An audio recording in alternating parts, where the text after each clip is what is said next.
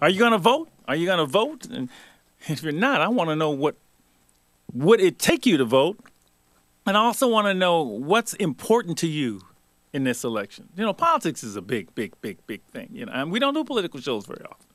But, 4 years ago, we did more political shows than we had done probably in the previous 18 years. That was considered to be, and it was, a historic election. Well, it's coming around again. It's coming around again. And I want to know how you're feeling this time around.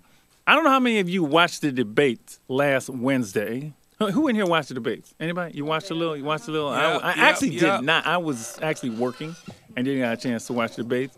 But I talked to a lot of folks afterward, and I try to stay away from the talking heads on television. But I did see a little bit. Well, you know why? Because I can make up my own mind. And I don't like talking heads by and large.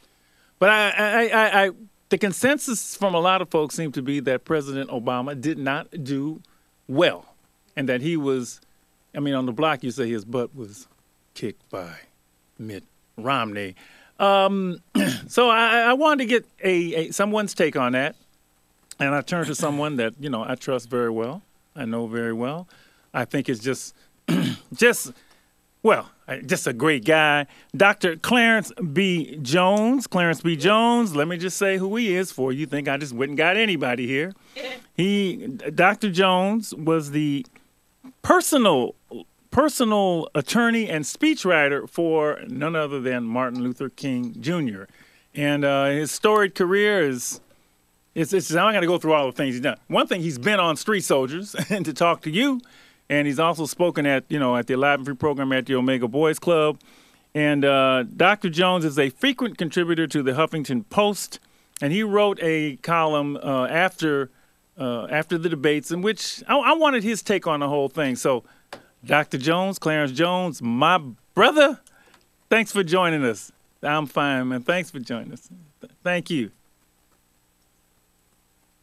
My short little piece on the Huffington Post was really sort of just an immediate reaction. And my reaction, and I'm not necessarily saying it was definitive, I follow boxing. I love boxing. And I just remembered, I don't know how many years ago, but I know it was in October 30th, 1974, in fact. I was sitting eighth row ringside in Kinshasa, Zaire. It's now the Republic of the Belgian Congo, where there was a heavyweight boxing championship between George Foreman and Muhammad Ali. Ah, yes. The Rumble in the Jungle, I think they called it. And I was an ardent Ali fan, and I sat there, and when the match started, George Foreman came on so strong, and it seems as if Muhammad Ali wasn't throwing many offensive punches. He was really sort of holding up his arms and elbows to protect himself from the body punches of Foreman. Foreman was trying to hit him. Not that he didn't throw any punches, but most of the aggressiveness punches was by Foreman. Yes. And this went on for substantial period of time. Yeah, I think it was 6 rounds, certainly in the first 6 rounds. Yeah. The first 6 rounds. And then I noticed that, the pace, George Foreman seemed to tire. And as George Foreman seemed to tire, that's when Muhammad Ali got aggressive. And the bottom line, I think it was either in the, it may have been in the seventh, it may have been in the 8th or the 7th round, or 9th round. I know he knocked him out. Yeah. Okay? And so I said that the only difference is that, is that President Obama is that he may not have a chance to come back. Wow. He may not have a chance to come back. And I also thought, there's a mindset to boxing. The boxing fans who hear me will understand what I'm saying. Yeah. The mindset of boxing when you're a championship is that you don't come into my ring and challenge me. Yeah. If you are, you're going to get a whooping. And so, but my attitude was, I didn't understand why Obama didn't clear from the outset that Romney, by messing with him, was going to get a whooping. Yeah. So you think I know the analogy. I know the rope-a-dope analogy. Yeah. I know it stretches, but that was my actual feeling. Yeah. Now, I listened to your introduction to the show this evening. And, at the end of the day, whatever you say and I say, whatever your listeners say, the opinions of people on this election are really just empty talk unless they're registered. I mean, unless somebody is actually registered to vote, one has the eligibility, the capacity to vote, and then after that actually goes out and votes, then it's all just talk. It's all what we saw on the street selling wolf tickets. You know what I'm saying? I know what you're saying. And I'm not telling anybody, I'm not directing anybody on how they should vote. I can share my opinion as I believe that Obama, in spite of whatever limitations he may have or any criticism I've made of him publicly in writing and so forth, I believe that he is a better choice for our country at this time. But to sit around and have a debate about the election, about what he did or didn't do, unless at the end of this conversation, at the end of the day, so to speak, and, tomorrow starts in California early voting. I think you can vote by mail. Most people don't vote by mail. Many people vote. Yeah. But the point I'm trying to make, to the point of being, ridiculously, repetitive, is that I don't want to hear a lot of talk and argument unless the person is indeed registered to vote and intends to vote.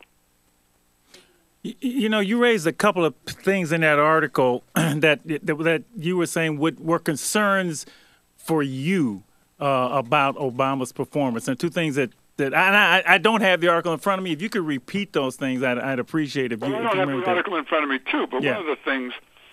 one of the things is that it feeds into this narrative. His failure to be aggressive and defend himself feeds into this narrative. The narrative being, yes, he got elected, and he's a smart guy, but he's never run a business. And Romney is a businessman, and he came on like a strong businessman that knows what he's doing, etc. Okay. And the second thing that it feeds into is that, and this is I think a lot of potential or actual undeciders, whoever they are, it goes something like this. Obama's really a nice man, has a nice family, and I voted for him before, and I sort of gave him a chance, okay? But he had his chance, and as nice as he is, he's not up to the problem. So we really have to give this other guy another chance now. That's what I'm concerned about. I'm concerned about Obama's failure to exert decisive leadership, feeding into that kind of mindset, where a person can really say, "I like Obama, but I think that I can still vote for Romney." You know what I'm saying? That's a danger. What's interesting for me, my sports analogy is, and if the ultimate quarterback is the president. Thank you. And when black quarterbacks first came in, if you didn't throw for 300 yards and win the Super Bowl, right. When the other one came along, we gave him a chance, but I understand. No, I understand. That's my sports analogy, and that's why my concern is, with us, we got to be twice as good. Oh, you just took the words right off the top of my mind. I come from a generation. I'm a little older than you, Joe, but you're still part of the generation. We came up. You and I came up. I can't speak for you, but I came up in a generation where folks told me, even white folks told me. But certainly my Negro people told me, listen, Clarence, Master Clarence, young Clarence, you're smart and so forth. But you just can't be good. You got to be twice as good to get half as much. That's right. Okay? Absolutely. Twice as good to get Half as much, yeah. Oh, yeah.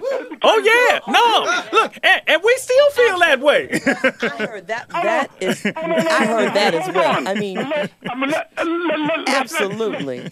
But let's not keep this personal. That defines much of the way a large part of white America looks at Obama. Okay? That's the way they look at him. Okay? They have what I call the double standard. Okay? They criticize this man and have expectations of this man. That if it was anyone else who was not, now I know I'm going to get some emails tomorrow. Okay? But anyone else who was not African American, they wouldn't come down like this. But you reach a stage. You reach a stage when,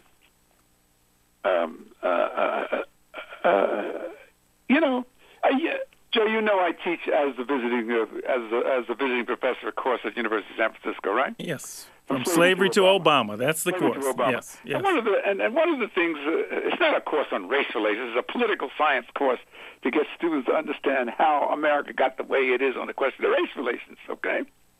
And we still are struggling as a nation on this issue. Okay, we still are struggling on this issue, and some of us, in fact, I myself used to be a little intimidated and say, you can't come on so strong and tell people, well, they're only doing this because maybe he's black. And then I finally have come to my senses and said, listen, the evidence is so overwhelming. The evidence is so overwhelming. Some people must be offended, but sometimes the truth offends people. That's true. That's absolutely true. Absolutely. We're getting close. We'll see what happens. Thanks for coming on with us tonight, Dr. Jones. I mean, you just. Well, hold on. Don't go so fast. I got to say one other thing. Yes, sir. Go right ahead. What you do every day, and at Live and Free and the Mega Boys Club, and what you're doing on the air with your radio program, you're planting trees. You're planting trees whose shade you may not ever sit under. That's what you're doing. You are. I know you're having your 25th commemoration program sometime later this month, and you honored me by giving me a chance to speak about you. So I'm not going to tell you now what I'm going to say, but I just want your audience to know that if they don't already know, is that you provide one of the most relevant and meaningful beacon lights in the area, in the Bay Area. It's a template of what people who are really concerned about our children, they should just listen and read Joe Marshall. Okay, and because you point the weather vane, you point the right direction, and anything that I can do, and anything I'm sure your radio audience loves you. If they don't, then they must be deaf, dumb, and blind. But any event, so I'm glad you invited me to be on. Thank you, sir. Thank you very much. They got to read you. You're published in the Huffington Post as often as you put something up. About once or twice a month, depending upon how much time I have. Right. Yeah. Busy man, Dr. Clarence B. Jones, the personal speechwriter and attorney for Martin Luther King Jr. Thanks a lot, Clarence. I'm going to see you soon, and we're going on. Read one of my books called Behind the Dream, The Making of the Speech That Transformed the Nation. That is a great book. I've read all of your books. They are wonderful. Yeah. I'm going to say that book. Say it one more time. Behind the Dream. Yeah. The Making of the Speech That Transformed the Nation.